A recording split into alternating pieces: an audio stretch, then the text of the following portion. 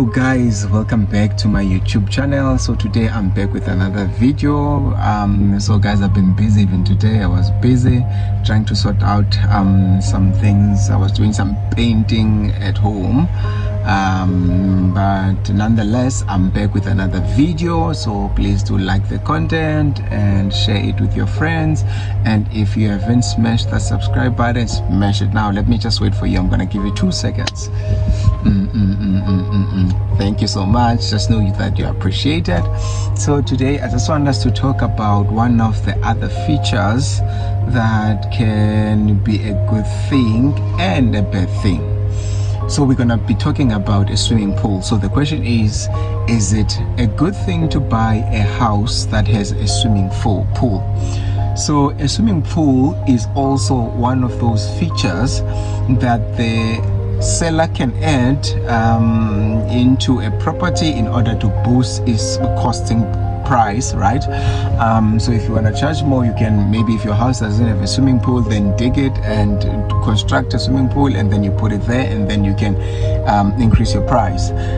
If your house already has a swimming pool, then you can use it as some form of a muscle to also use it as a feature that will boost the price, right? Because there are other people that look at a swimming pool, and to them a swimming pool is a sign of relaxation, to them it's a sign of luxury, to them it's a sign of expense and all those things, right?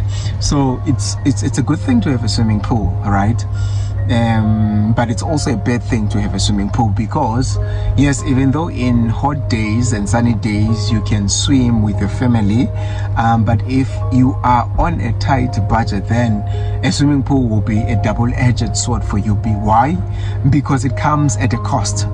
Number one, when you buy a house that has a swimming pool, it's already guaranteed that the seller has already factored into the swimming pool into the cost, right? Then number two, you also gonna have to face what we call a municipality bill, right? Because a municipality bill is gonna be higher, or your consumption of water is gonna be higher because of the swimming pool that you have. So even if the other thing that catches people is that if you buy a house of a pensioner and they have a swimming pool, sometimes what happens is that the municipality bill will be lower because they are getting a pensioner's fee or a pensioner's rate, which is a bit lower. So you buy that house thinking that no, the bill will be low, but once you take over that house and you are young, you are not a pensioner, then the municipality bill will adjust to your own bracket, and then that means that it's going to be very, very, very higher.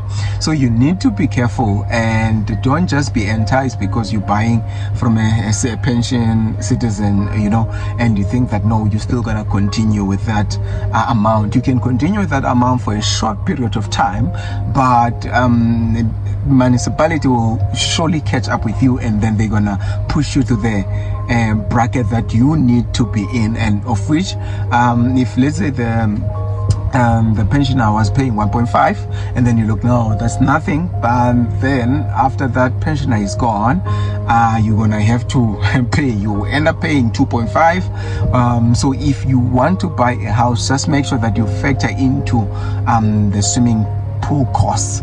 And then the other cost is, remember, they say it's easy for stagnant water to accumulate and be contaminated, right? So that means that if your pool doesn't have those big equipment in order to refresh your water and clean your pool, then you are gonna be buggered, right? So the tool, if you do not have, you're gonna have to install it, the motor and the pump, you're gonna have to install it so that you can clean your pool. If you already have that tool or that pump, then all good for you. Then the other thing is maintenance cost. You also need to factor into the maintenance cost of the pool. Then number 3 or number 5, you also need to think about your usage power, your utility power. You know, you're gonna be using that pump, and then it's gonna be taken from your water, and you need to be careful because your consumption of electricity will be higher because you also have a swimming pool. So those are the things that you also need to look at when you're buying a house with a swimming pool. The question is, am I saying buying a house with a swimming pool is bad or is wrong? No, I'm not saying that. It's actually good because, especially if you're living in South Africa, it can get very, very hot, especially in this season. So it's a good thing to buy a swimming pool. But what I'm trying to tell you, or what I'm trying to highlight to you, is that having a swimming pool will come at a cost. You will also have to factor into these costs, because the thing is, anything is possible. I mean, one of the things that we have seen starting from 2020 up until now, we have seen that our economy is unstable. In 2020 or prior to 2020, we bought houses that we could afford, but something happened and then houses became very, very expensive. So you also need to factor into this cost so that you don't end up sitting in the same situation whereby, let's say, you bought a house and you could afford this house, but because of how the economy and the interest rate has been, and then you can't afford that house anymore. So you need to also factor into that cost. Please, like I said, let me end it here. Just like and subscribe. Cheers.